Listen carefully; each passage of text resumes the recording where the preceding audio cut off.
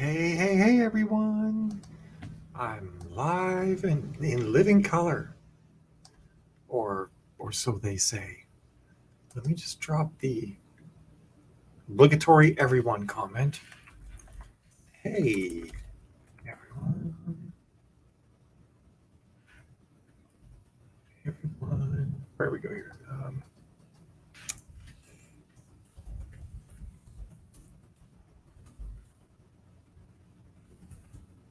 I guess I could talk. Hey, everyone. Today we're talking KU sales data, sales slumps. And what to do about it. Kind of funny. I know some people don't like the everyone tag, but it's never really bothered me. I mean, the majority of the notifications I get in Facebook are kind of useless. Like, I find its notification system to be rarely selective in a way that I want, and I don't really feel like everyone really detracts from how much it already kind of sucks. So I don't fret about it too much. I actually miss the days when I would see posts in my notifications from groups that I'm in. So I like the fact that everyone kind of solved that. Although I don't think I'm in any groups where like people use it every day. So I guess I could see how that could be a little bit pesky after a while. So yeah. So today, by the way, say hi when you come on in. Be glad to see who's here and what you got going on and all that jazz. It's a gorgeous day today. It was supposed to be rainy and gross, but it's absolutely beautiful.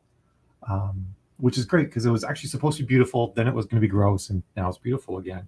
This spring has just been weird. I guess it's summer now, right? Is it today the first day of summer, or was that yesterday? I don't know. When is the summer solstice 2023? Wednesday, June 21st at 10:57 p.m. a.m. So it was yesterday morning. We're second day of summer. Well, thanks. I love that my shirt's purple too. It actually says it's lit. So it's a nerdy science t-shirt too. Hey, Beverly. Oh, you mean like a live stream? That's not a bad idea. Just talking about your book live a little bit would be good. Hey, honey. Nice to see you here. And hey, Delta as well. But yeah, I'm kind of jonesing to be outside a bit, but I have a number of calls today, but I might be able to get out for a little while. And then it's going to be like rainy again on the weekend. It's like, what gives? What gives, weather? Maybe we'll have dinner outside tonight. That'd be nice. And do a little bit of gardening in the evening. Hey, Inca and Beverly. Oh, trying the everyone post. I got you. Cool. From Beverly. So, yeah, I'm sure that a number of people. I mean, I'm not exactly like new to the conversation about the KU payout. Um, I think I'm generally speaking a little bit more pragmatic about it than some people are. I'm not usually too concerned about little dips and stuff like that in KU. Although this year has been arguably pretty dip-ish. There's been more dip than bump, I guess. I was trying to think of some dip like word like dupe, dip than dupe. That's just silly. That's me, right? That's what you get. So yeah, I remember once or twice before it's been this low, and I don't think it's been the end of the world in the past.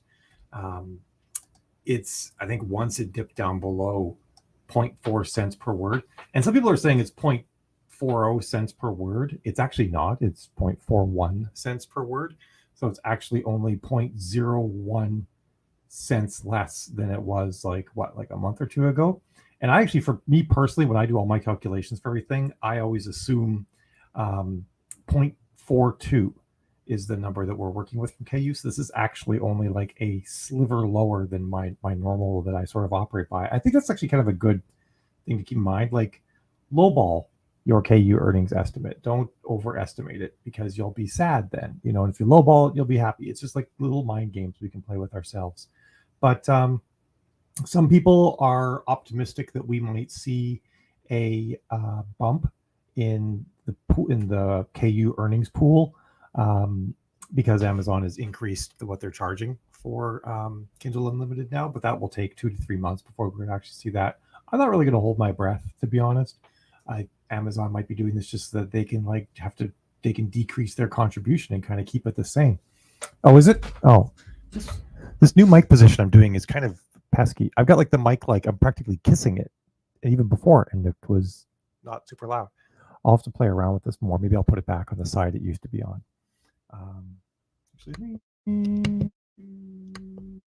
Omni. This might be better. That's the omnidirectional setting on the microphone. Nope, it's just me.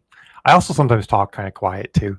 So anywho, I'm generally pretty darn excited about this though. I think that I'm not excited about the KU payout, but I'm not dismayed. That's what I meant to say. I got distracted by mic talk.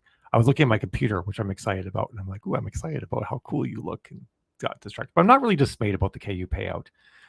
It is what it is, and it's sort of like the nature of the beast if you're in KU, that we really don't have a significant amount of control over what we get paid. And the alternative is going wide, which is also hard. Downside is that it's hard, right? Like there's no silver bullet. And even people who do get the lightning strike, right, where everything goes right during a release and everything goes amazing, it doesn't last. It's always, this is, self-publishing is always going to be a game, or a business, I should say, not a game, where frankly you're a publisher, you're running a business, and no business just sort of like runs on autopilot, on cruise control forever. Every business takes paying attention to trends and learning about things and figuring out what works and what doesn't. And the downside I know is that some people like to write and they have no desire to run a business. And that's kind of rough. There are some small publishers out there that actually do fairly well. That would be probably the way to go for that. Like, I don't know personally a lot of, in different genres. I know that a great publisher in science fiction is Atheon. Atheon is I've actually got 3 books with them. I have a lot of friends with books with them. Some of the top sci-fi authors actually have books with them, and they take care of all of that marketing and all the stuff you just have to write the books. And they're actually pretty easy to get in with. I wouldn't say like it's a slam dunk, but if you've got a couple of indie books out under your name and you come to them and say like, "Hey, I'm looking to like make my life easier and find a publisher," you might be able to work out a deal with them. And these people exist in all genres. Like I know in horror, there's 3 Ravens, and I know the guys that run that, and they're actually pretty decent people as well. So it's a possibility. But but then of course you have to split the money with the publisher, and most of them, unless you're a big name, they're going to take 50% of the money. So they're going to take 50% of the royalties, not 50% of retail, but that 70% chunk you get, they're going to take half of it. So I think that's like, worth considering, that there are easier ways of doing self-publishing and going small press. But on the flip side, then you lose a bunch of money and you have to decide, like, is the extra money worth it for me to do all the businessy side of running this business? And I think it's sort of a tricky thing for a lot of people to really to come up with, and no one can make that decision for you but you. And quite honestly, I think in a lot of scenarios, no one can make that decision until they've tried both. Try working with a publisher and try working indie and see what you really like. I actually gave working with publishers a shot and came out of it saying I much prefer to be indie, actually, and that's just sort of how things went for me. But you may be in a different scenario. So someone's editing and covers aren't cheap. You're more than correct about that. Yeah, Delta, you're right, and that's where that's where working with a small press can work for you. So it's one of those things you have to figure out. Hey, Gwen. But I think one of the things that's like, I don't know that it's productive to complain about one of our retailers when their terms aren't to our favor. It's more productive to sit down and take a hard look at, like, do you want to stay exclusive with Amazon? And more authors are deciding not to do that, right? Like I work with a number of authors now who've gone wide and are also running Shopify stores on their own websites. And some of them are taking very minimalist approaches to setting up their Shopify store so that they can have it up in like a week and start selling books.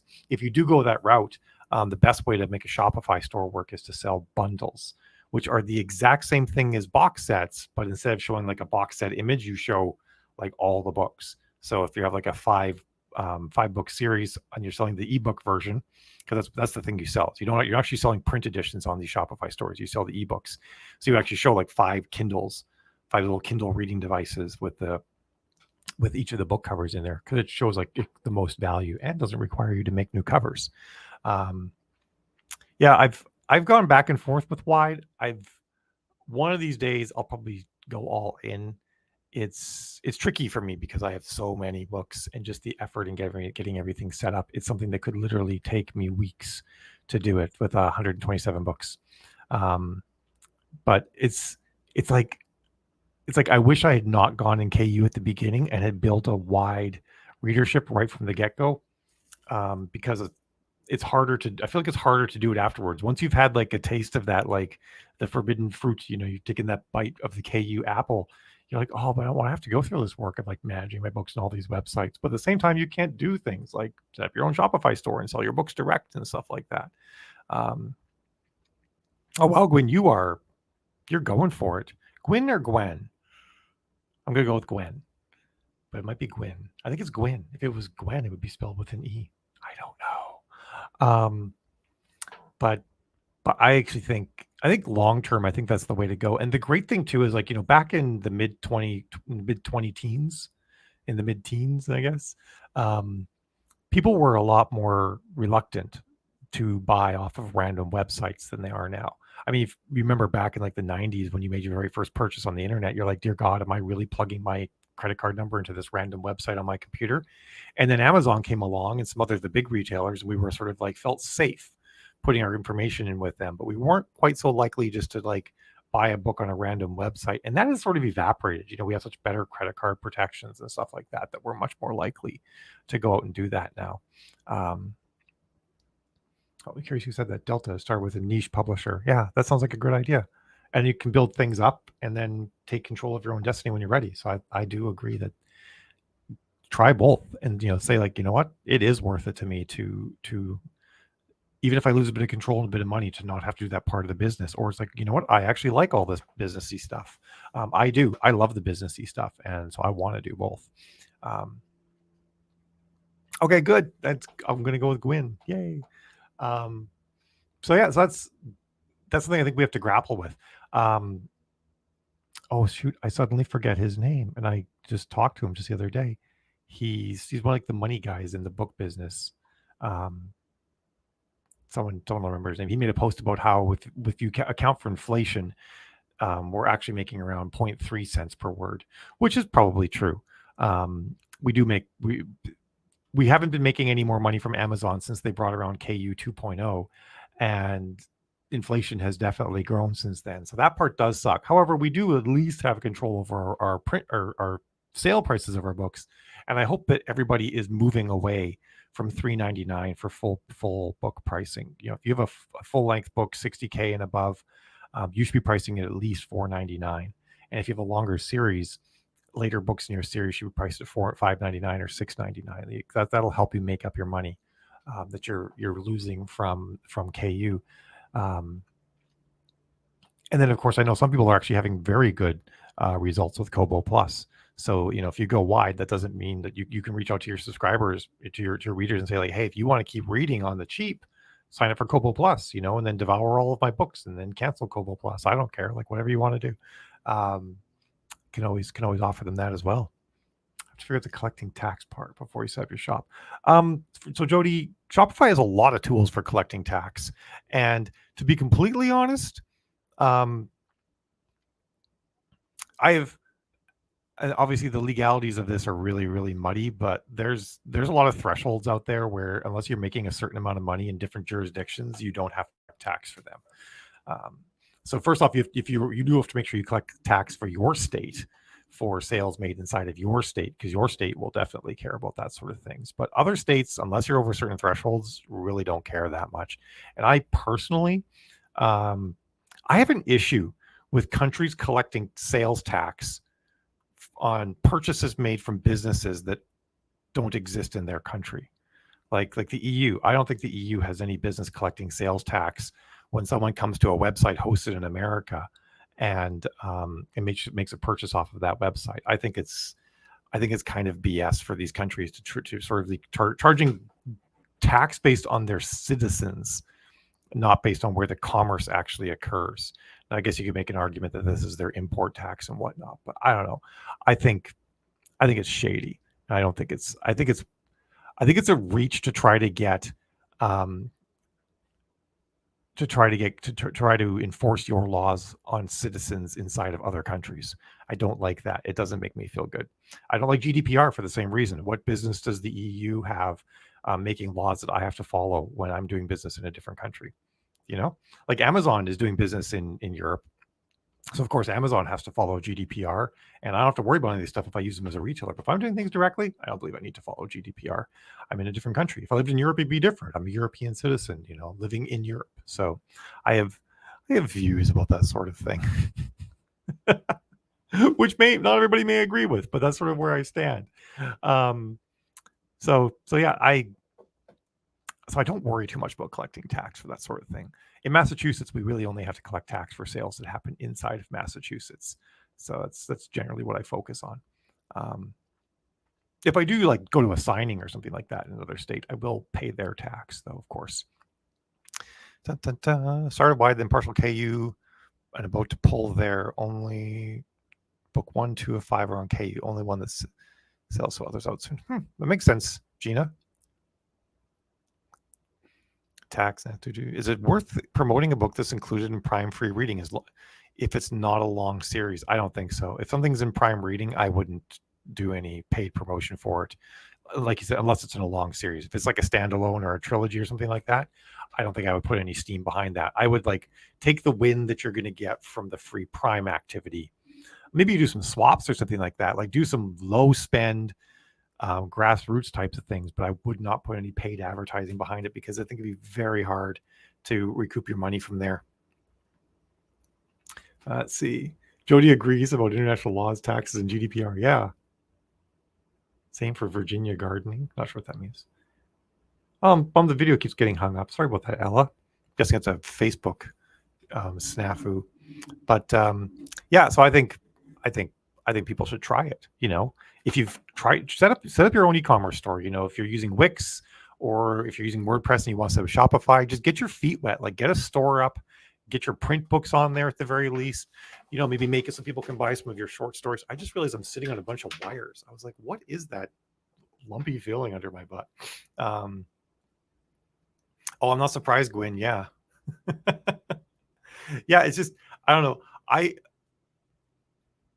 kind of wonder there's no good way for this to work, right? Like if governments want to get their pound of flesh from everybody, no matter where they buy things, someone's going to have to deal with the complexity, whether it's the consumer or if it's the business. If it's the consumer, then like, for example, if you buy a car in a different state inside the United States, and then you try to register it in your state, you're going to have to pay sales tax on it, and they make the consumer deal with that. Although a lot of businesses will do it for you as well. Especially ones that are right close to state lines. Like I live in Massachusetts, and if you go to New Hampshire and you buy a car, they will handle the registration of your car in Massachusetts, and they'll make paying the tax part of the transaction for you. But like it seems like it's an unnecessarily complicated thing for everyone, I guess is what I'm getting at. And I think to a certain extent it hurts business. Would you do AMS ads when you only have one standalone? Meg, I don't think I would do any paid advertising when I only have one standalone book. It is so hard to run profitable ads with just one book because we're selling such cheap things, right? Like every advertising platform we as authors use was made for people selling much more expensive stuff with much higher margins. Facebook did not build the Facebook ads platform for authors to sell $3, $4 things on. They didn't make it for like people selling widgets effectively. They made it for people selling much more expensive things and services and stuff like that, and subscriptions. They made it for Apple and Samsung and Lexus and stuff like that. And the same thing is really true for AMS ads. They were not made with authors in mind. They were made for people who have all these other high profit items. So for us, it's so hard to make a profit on something where we pull in $2 to $3.50 royalty after royalties and whatnot. So I really think for a lot of authors, like sure, like do the grassroots things, do the beat the streets types of things when you only have a couple of books out. Focus on your newsletter, write a reader magnet. Heck, you could run ads for a reader magnet. That's a different scenario because then you get someone's email address and you can market to them for free forever. But even still, wait until you get a few more books. And I know some people love standalones. They want to write them, they want to read them. But if you can figure out how to wait a way to make your standalones into a series, and romance authors have mastered this. Like no one does this better than romance authors, romance and thriller authors to an extent as well. But romance authors will write a series of books following a family or set in the same town or following like the guys from a Navy SEAL team. There are more Navy SEAL teams in romance land than there are in existence for sure. And then they make standalones. They're all part of a series, and they can come up with reasons why the settings can be different, but the characters can be the same, or the characters can be different. The setting can be the same. In that scenario, of course, they turn the setting into a character. Is what you're doing, and that works really well. So it's if you can figure out how to write a series, that's how you become profitable at this. And that's like one of those things, right, where art and business have to figure out a way to work together. I actually love that. Like if you think about like all the greats from the Renaissance and times around then, when like these great artists were painting these amazing works like the Sistine Chapel, Mozart and a lot of the great composers doing all this music, they were doing it with like sponsors from the nobility, and they didn't have the money to do this stuff on their own. It was all the sponsors that were paying for it, and the business requirements and the needs they had to live and whatnot, and the medium all affected the art. So I really feel like in a way, the business around writing is a part of the art. What you have to write, how you have to write it to be profitable, to make a living, that your sponsor requires, if you're working for a publisher or something like that, that's all a part of the art. And it always has been. If you want to make art that doesn't just get like found after you're dead and luckily do something, if you want to make art that's commercially viable while you're alive so you can survive, it's always been like this. And in a way that's kind of exciting to my mind that we're writing for a particular medium, we're writing for digital versus paper, and we have to structure our stories in such a way that we could write a reader magnet that people can get for free so they can get on our newsletter, and then we can market more books to them. That's all part of the art to my mind. And I think it's really cool. So yep, interconnected standalones. That's exactly right, Gwen. Ads, by the way, Meg, are rarely profitable until you have 3 books out. 3 is kind of the sweet spot for ads to be profitable, unless you have like just really good conversions on your standalone. Busy with book 2 after the standalone. But I'm guessing it's not book 2 in a series. Is it a new standalone, or is book 2 a book 1 in a new series? I'm kind of curious about that. Yeah, that's exactly right, Carmen. So Shakespeare was making art that was commercially viable and was approved by certain people and all sorts of things. That was all part of the deal, and it always has been. And for the time being, at least, it's always going to be. I do think that we're at the beginning of this really exciting time period where perhaps we're going to need retailers less and less. We shrugged off the publishing industry and became our own publishers. And now that we have opportunity to do things like Shopify, and you can even plug like Lulu into your Shopify store and on-demand print books that get drop shipped to people and all these shiny things, now it's like, okay, I got rid of the publisher and went right to the retailers. Now I can get rid of the retailer and go right to the customer. And, there could be a time when the retailers don't even matter that much anymore. And it might be interesting. We might have to figure out some sort of like new centralized book listing system where people can find all the books and search the books and whatnot. And everybody can like list their books and where to buy them. So almost like a retailer, but doesn't actually handle the transaction. That could be a thing that might end up happening. Or maybe author co-ops will appear where a group of authors run one store or something like that, so that consumers have an easier way of it. But I think that we're going to see a change where the retailers are going to play a smaller and smaller part of the business. Especially once we move on to things like ChatGPT and other AI search tools, where we can just say like, hey, give me a list of all the newest hot romance books out this month, and then ChatGPT can do it. Or so they can like find mafia romance novels like Via Marie's or something like that, and it's just gonna be like, boom, here's your romance novel, mafia romance novels like this one. And you can it's like Google search plus, and you'll eventually not have to use these retailers to find things, and we're going to end up caring a lot less about what the retailers think. Good afternoon, Judith. Wrote this first as a standalone, but then realized it had to be a series, so the sister story's out next. Oh, cool. So you're taking your standalone, turning into a series. That's great. That's going to help you a lot. And I guess depending on how fast you think you can write books and whatnot, you could put the pre-order for book 3 out when book 2 comes out, because you can do pre-orders up to year out. And then you're going to have effectively a 3-book series, even though book 3 isn't out yet. So that can totally be a way to do that as well. So I just said, hi, Mal. There we go. Now it came through. Oh, it's Marisha. Hey. So yeah. So what else did I say I was going to talk about today? Now I forget. Overview. How to compensate. Holiday slumps. Oh yeah, I did want to talk about the holiday slump. A lot of people have seen slumps, not necessarily in their sales, although some people have seen it in the sales as well, but definitely in the attribution report data. There's been some slumps. Attribution reporting data this month, plus AMS reporting data, has been garbage. It's been so delayed. Some stuff is like days, even like a week behind in processing. So this is not the month to make a lot of drastic decisions based on what you're seeing, because this month is just wonky. So keep that firmly in mind as you make decisions this month, that the data is a little bit sus. So try not to panic. Try to remember that you're in this for the long haul, and that if you can learn things and understand your business well, that's better than another $50 of profit this month or something like that, because if you go and you change covers, you change blurb, you change all your ads around, you turn all the knobs and do all sorts of things, and then things get better or worse, you have no idea which thing actually made things better or worse. And heaven forbid you make things worse, and then undoing it can be impossible in some cases to get back to where you were. So even if you get worried, be deliberate. I think one thing that's really interesting as well, I need to double check this. When was Father's Day in 2022? Father's Day 2022 fell on June 19th. Oh, that's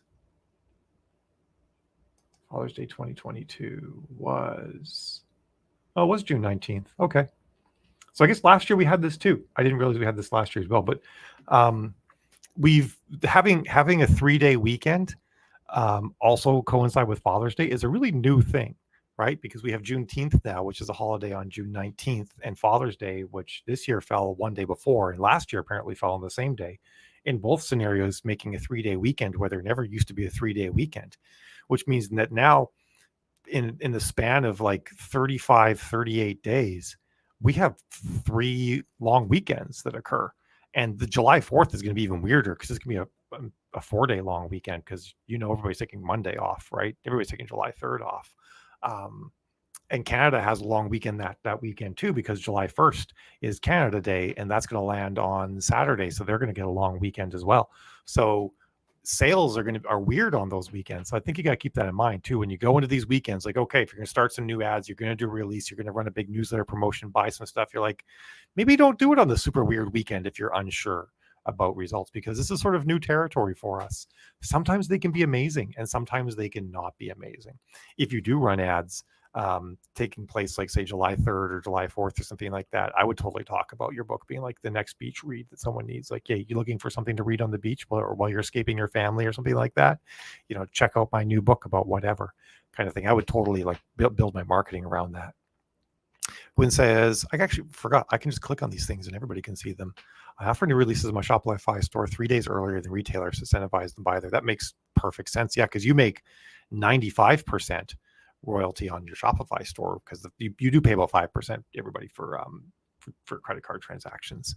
They can pre-order my store with connection to BookFunnel for delivery. Yep, awesome, beautiful.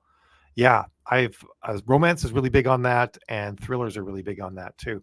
I know some people do a little bit earlier, some do 7 days in advance, but I think it's the way to go. And interestingly, if you take your new release and you don't pick KU while it's up for pre-order on Amazon, you can put it in your Shopify store and do a pre-release there, and then put it in KU once it releases. You can absolutely do that. There's nothing stopping it. So definitely keep that in mind, that you have that option. Even if you're in KU, you could still run a Shopify store for pre-orders and do all of that way, and then get all that scratch. You'll sacrifice rank, right?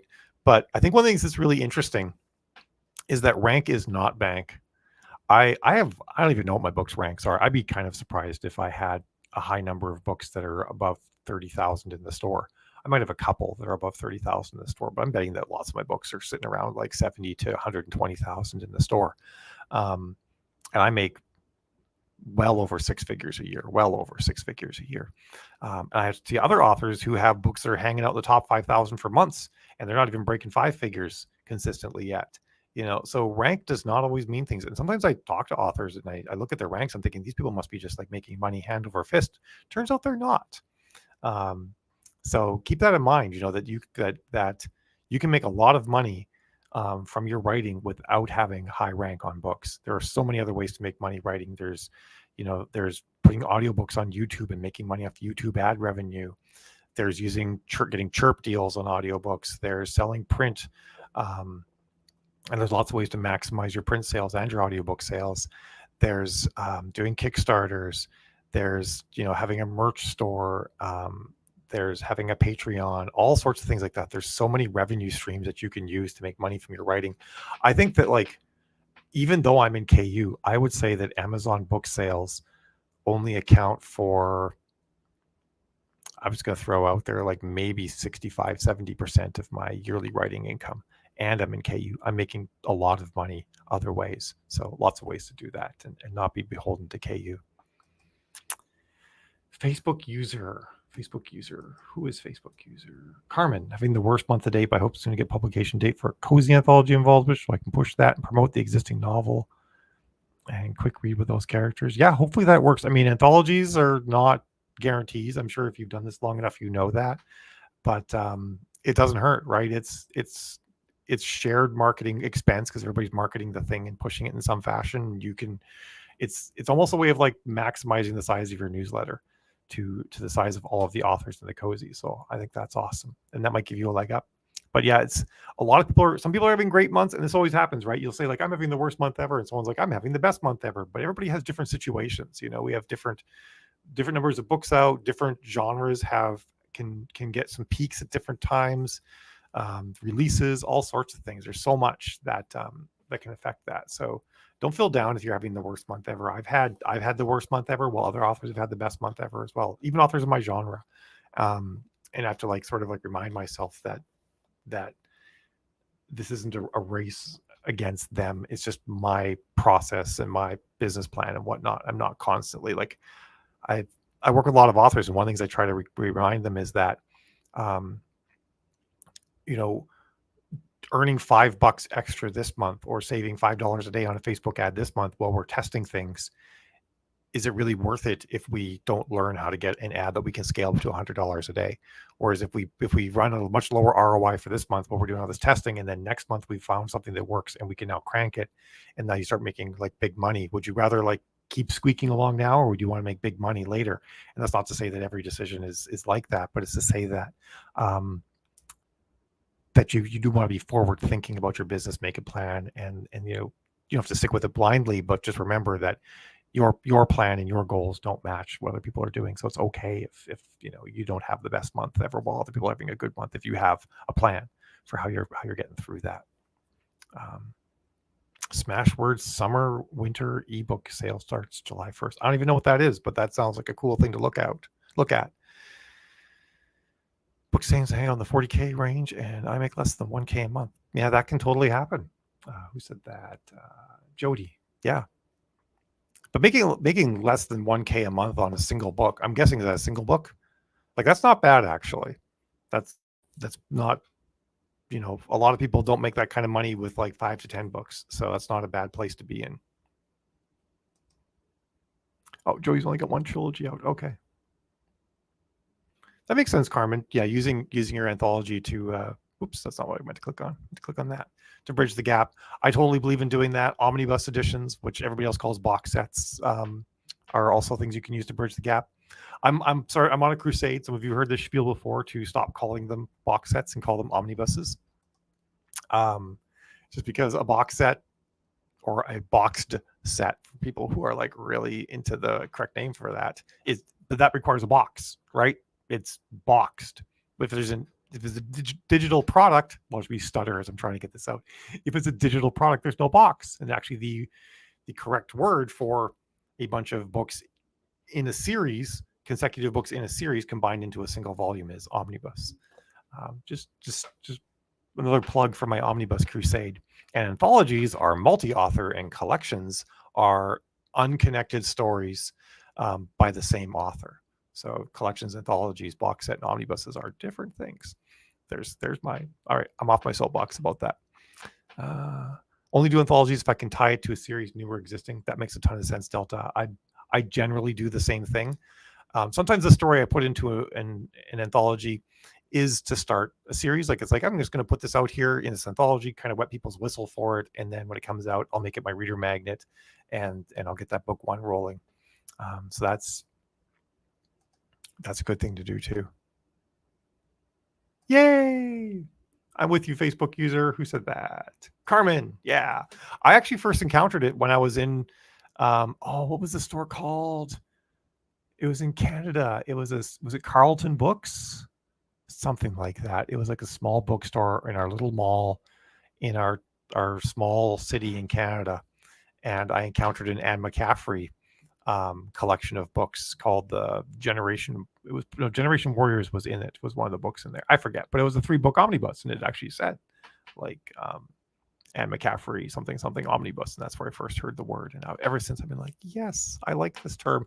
Omnibus is also a word for a kind of bus. So it can be somewhat confusing. So yeah, but I guess my thing I wanted to mention there, don't forget about the holidays. The holidays in summer. Summer is an unpredictable and fickle god. It has all these holidays packed at the beginning. School ends at all sorts of different times. Lots of people are already out of school. Canada is just getting out of school in the next week or so. Some places have been out of school for months, but people are kind of getting their summer schedules going on. Vacations are happening. It tends to sort of semi-stabilize through late July, early August, and then everything goes to crap again at the end of August and beginning of September, when everybody's reshuffling their schedules again throughout the year. And then when everything finally gets calmed down toward the end of September, comes October, when TradPub releases 75% to 85% of all their books because they want to get bestseller tags for Christmas. Of course, that's less and less of an impact than it used to be, but it's still a thing. And then things sort of get better until Thanksgiving, and then they're really good right up till Thanksgiving, and then Black Friday week, things are usually awful. And then things about once you get into the first week of December, things get great. And if you push and you promote and you market, December can be amazing, and January will be awesome. And then things sort of like they slowly decline and wander down till June, where we have this turbulent season, and then everything climbs back up again. It's fairly cyclical. I've been through it 7 times now, so I'm kind of getting a feel for that. So keep that in mind, that there are many factors. And sometimes you get these weird things where multiple holidays stack on top of each other in multiple countries, and that can affect sales too. Waterstones in London, a PG Roadhouse omnibus. That's cool. I like it. Oh, that's right. Omnibus is also a legislative term. That's right, Jody. Yeah, I'd forgotten about that. I guess that kind of makes sense. The government term for that does sort of sound like the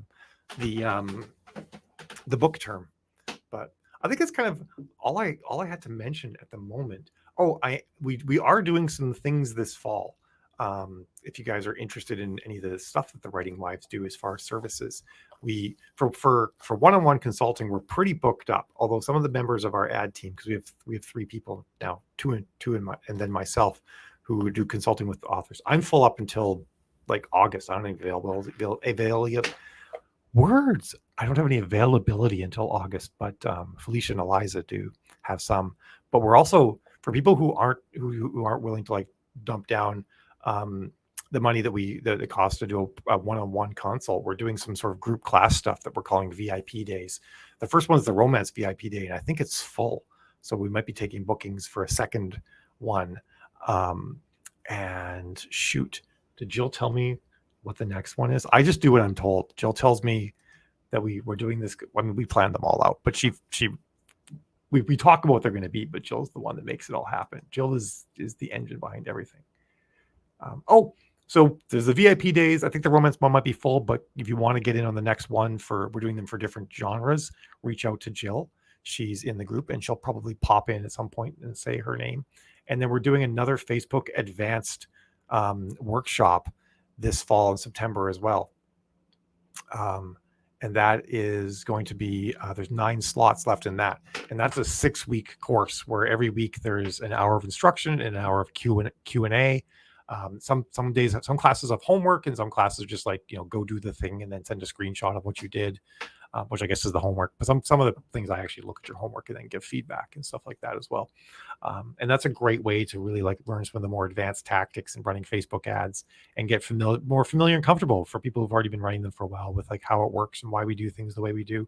And I do feel like one of the things that we have in our ad team when it comes to Facebook is we deal with a lot of authors. I personally have worked with probably about 700 to 800 authors on their Facebook ads.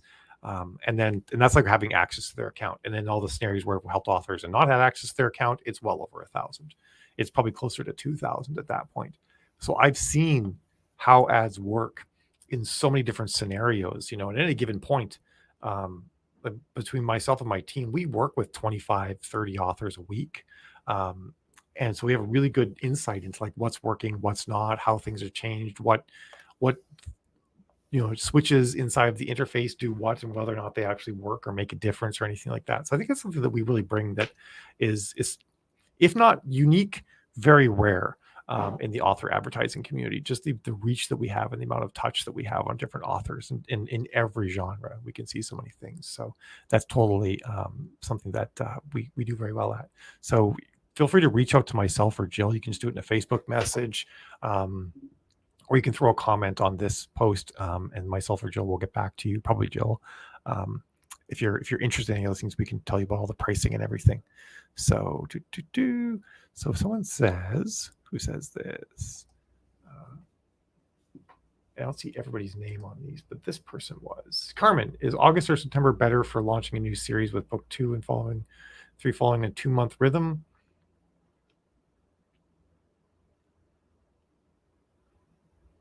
That's a good question. It's kind of a 6. I feel like if it's early August or late September, the end of August, the beginning of September is rough generally. I mean, I don't have my crystal ball is currently broken. It's in the shop, so I can't give you a perfect prediction. And then one of the big things I think with follow up, with your rhythm and what you're going to be doing after that is just be as consistent as you can. So if you can personally with your life and your commitments consistently do a book every 3 months, that's what you do. You can do it every 2 months. That's what you do. I think it's better to be consistent once a series is underway than it is to try to rapid release and then have these long droughts between books and stuff like that. And then Jody says, I hope that will work for August because that's when my next trilogy launches with book 2 in October and 3 in November. Yeah, just get book 3 out. I would say a week before Thanksgiving. And then you can run your promo leading up to Thanksgiving, and you don't have to go through the horror that is the week after Thanksgiving. Because Cyber Monday, people just blow up. By the time Cyber Monday is over, nobody has any money until their December paycheck clears. So keep that in mind. The people tend to be a little bit frugal in that stretch. But I think if you get it out by about a week before Thanksgiving, then you can get all your promotion done before Thanksgiving, and then you can even run a Black Friday sale, being or sale on Sunday, being sick of your family already. His Uncle John said, wait, one too many awkward things at the table. Grab this book and hide in a hole and read it, kind of thing. You can totally go for that. But I should jet though, because I've got some calls coming up this weekend, and I want to go walk in my garden beforehand because I need to get myself all calm and zenned out. Yes, never forget those 2 days. They're take a few days off. Who said that? Yeah, that too, Delta. Absolutely. You're very welcome. All right, folks. It's been fun chatting with you. I will see all of you next Thursday. So have yourselves a fantastic day and a great weekend.